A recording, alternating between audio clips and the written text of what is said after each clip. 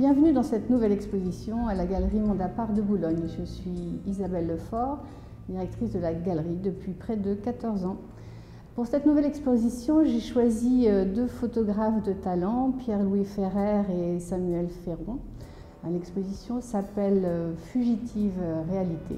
Et vous allez voir au travers de leurs œuvres comment ils ont réussi, chacun à leur manière, à décaler cette réalité, à nous rendre des paysages, pas ceux auxquels on s'attend, mais des paysages que l'on espère, des paysages oniriques et des paysages poétiques. Bonjour à tous, je m'appelle Pierre-Louis Ferrer, je suis photographe et je vous présente aujourd'hui deux de mes séries exposées à la Galerie Monde à Part qui ont pour thème commun de traiter du patrimoine végétal français à travers la technique de la photographie infrarouge.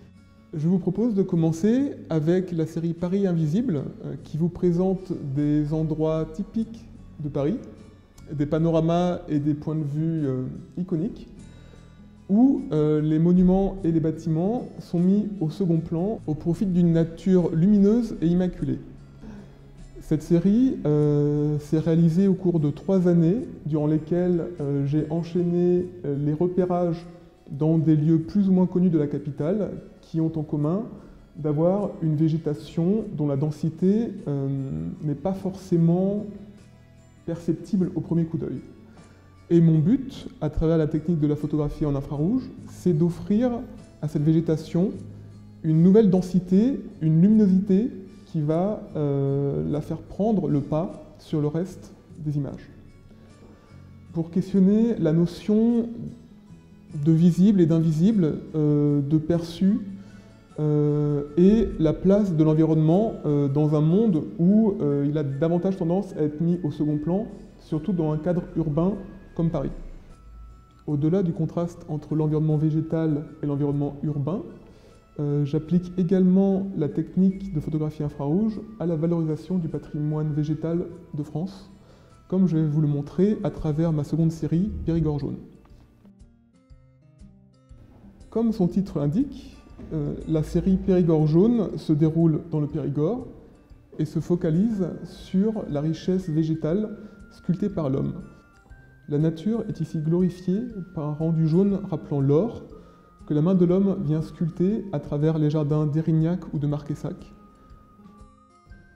Il n'est plus ici question pour la nature de prendre le pas sur l'activité humaine, mais de cohabiter en harmonie et d'être valorisée par la main de l'homme à travers les jardins sculptés et les aménagements végétaux propres à cette région.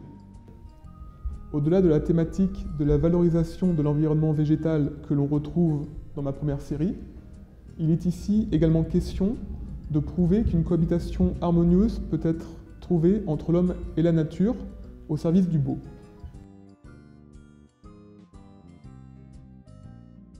Je m'appelle Samuel Féron, j'expose à la Galerie Monde à Part 2 séries de photos qui ont été prises en Islande. La première série, c'est la métamorphose ou la matière permanente et qui présente des morceaux d'iceberg qui se sont échoués sur la plage, sur la côte sud d'Islande. J'ai voulu dans cette série représenter l'idée que les choses se transforment mais restent permanentes. Et c'est typiquement le cas de la glace. Donc c'est ces morceaux d'iceberg qui viennent d'un glacier, qui est un immense glacier en Islande qui s'appelle le Vatnajökull. Et ces morceaux de glace tombent dans une lagune qui est reliée à l'océan par un petit chenal. Et les morceaux de glace sont charriés comme ça dans la mer. Et les vagues les fracassent, les disloquent, les brisent. Et ces morceaux de glace reviennent sur le sable et prennent toute forme et changent sans arrêt.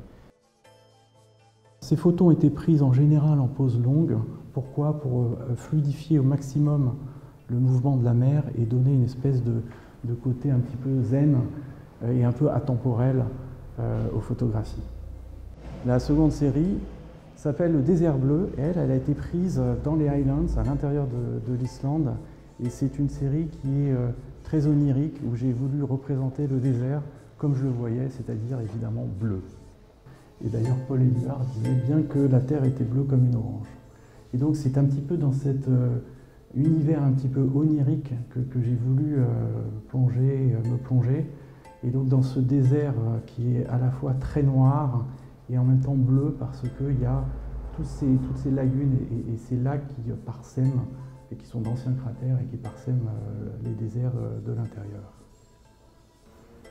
Donc j'ai travaillé sur cette série sur l'idée que il n'y a pas vraiment de couleur parce qu'on est sur un noir profond qui est le noir de la cendre volcanique, mais comme il y a beaucoup de vent, la lumière finalement vient jouer avec ces particules de sable et de cendre qui flottent dans l'air et leur donne tout un tas de couleurs et des formes qui sont un petit peu fantomatiques. Et c'est ce que j'ai voulu montrer à travers ces différentes photos.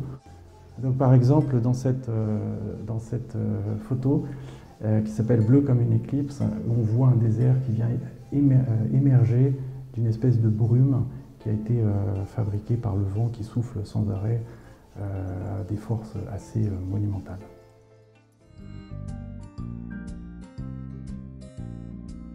Pierre-Louis Ferrer et Samuel Ferron sont à la galerie Mondapart. L'exposition est visible en ligne, tout est en ligne, et puis aussi ce rendez-vous si vous le souhaitez. À bientôt.